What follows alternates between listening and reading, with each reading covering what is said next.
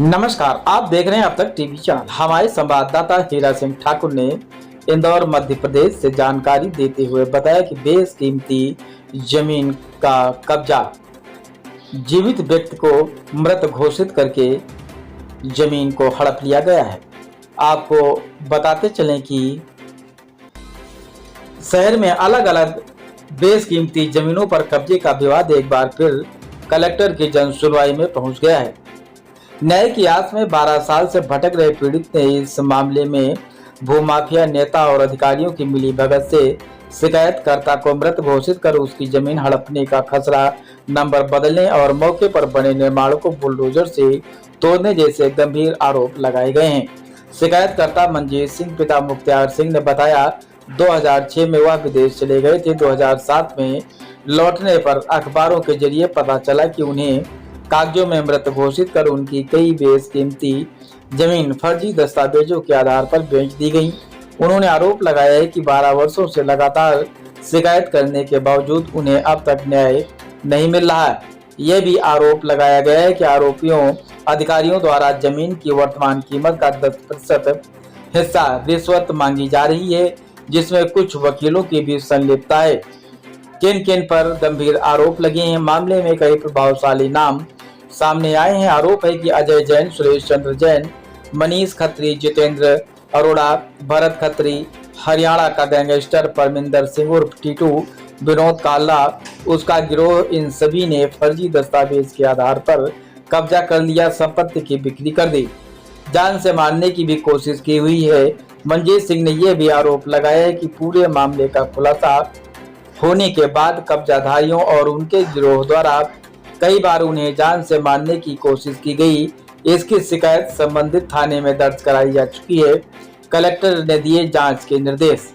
मामले को गंभीरता से लेते हुए कलेक्टर शिवम वर्मा ने संबंधित अधिकारियों को दस्तावेजों को पुनरीक्षण करने के निर्देश दिए गए हैं। साथ ही आईडीए के यहाँ सुपरस्त लिखित प्रमाण पत्र लेने को कहा गया है कि उक्त जमीन स्कीम 78 में शामिल है या नहीं। आईडीए की स्कीम 78 को लेकर के विवाद रंजनपुर 84/4 8 हेक्टेयर से अधिक विवादित जमीन को इंदौर विकास प्राधिकरण की स्कीम 78 का हिस्सा बताया गया, जबकि शिकायतकर्ता का दावा है कि उनकी जमीन इस योजना में शामिल ही नहीं है और यह पृथक भूमि है जहां वर्तमान में चौधरी का ढाबा संचालित हो रहा है। सूचना का अधिकार आरटीआई से प्राप्त दस्तावेजों के आधार पर भी यह खुलासा हुआ है कि उक्त जमीन योजना में शामिल नहीं है। आरोप है कि जांच में फर्जी दस्तावेज लगाए गए और मूल रिकॉर्ड प्रस्तुत नहीं किए गए। यह मामला न केवल एक व्यक्ति की शिकायत का है, बल्कि प्रशासनिक व्यवस्था, भूमाफियाओं और सिस्टम की पारदर्शिता पर भी गंभीर सवाल खड़े करता है, जो कि आप वीडियो के माध्यम से देख सकते हैं। आइए चलते हैं हमारे संवाददाता के साथ ग्राउंड जीरो पर।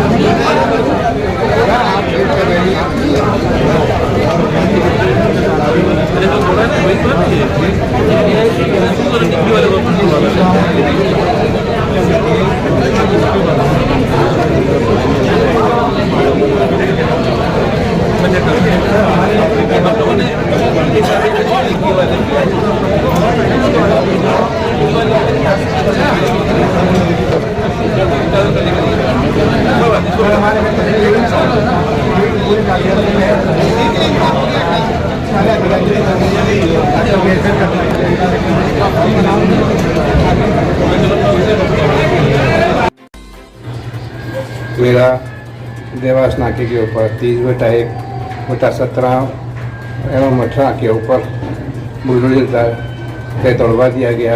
उसमें राजेश शाह ने मुझसे ये कहा कि आप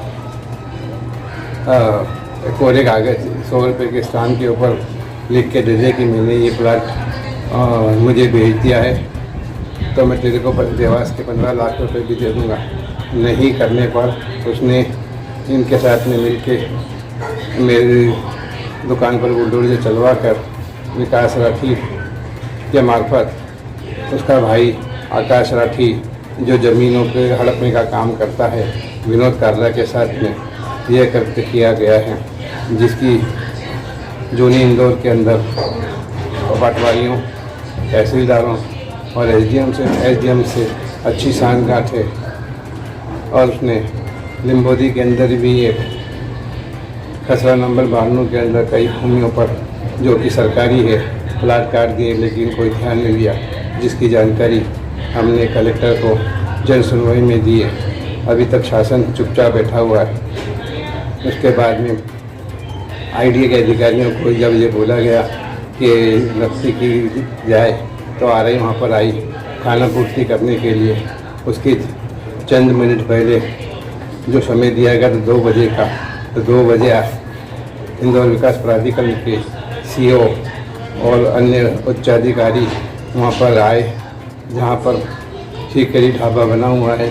2 बजे का समय दिया और 4 बजे आए और ये लोग रास्ता जानकारी निकाल के चले गए कि हम हैं वहाँ पे आए हैं नहीं। उसके बाद में आईडीए का पटवारी रवि चौधरी आरआई और संजय श्रीवास्तव पटवारी पर लेकर आया और उसके बाद में कोई एक खाना पूर्ति करी कि हाँ हमने इसका सीमांकन कर दिया है, जबकि कोई इत्तला दसूरी थाने को दी, ना तहसीलदार आए ना कोई आया। अब ये बताओ ये कितनी ज़्यादा मेरे साथ में बदतमीजी, अत्याचार और कलेक्टर शिवम वर्मा को ही गुमराह कर रहे हैं। तो ये कैसे साबित होगा कि इनके उच्चाधिकारी ही ये काम कर रहे हैं, जब कलेक्टर ने इनको लिखित में दिया हुआ है और मौखिक भी कहा है कि प्रतिवेदन प्रस्तुत किया जाए, लेकिन अभी तक कोई प्रतिवेदन प्रस्तुत नहीं किया गया। फिर तहसीलदार ने आईडीए के पटवारी को बुलाया, मुझसे कहा कि हम उनको बुला रहे हैं। आज पिछले 15 दिनों से तहसीलदार मुझको चक्कर पे चक्कर लगा रहा है। कभी बोलता सोमवार को आओ, कभी बोलता बुधवार को आओ, कभी बोलता 11 बजे आओ, कभी बोलता शुक्रवार को शाम को 5 बजे आओ, कभी 4 बजे, ऐसे करके समय टालता जा रहा हूँ। इस पूरे षड्यंत्र के पीछे जो मेरा 12 साल से चल रहा है, उसके पीछे विकास राठी का हाथ है, जो ब्रह्म कुमारी का लीगल एडवाइज़र है। ये लोग सब मिलकर ही इंदौर की ज़मीनों पर कब्जा करते हैं। मेरा सरकार से निवेदन है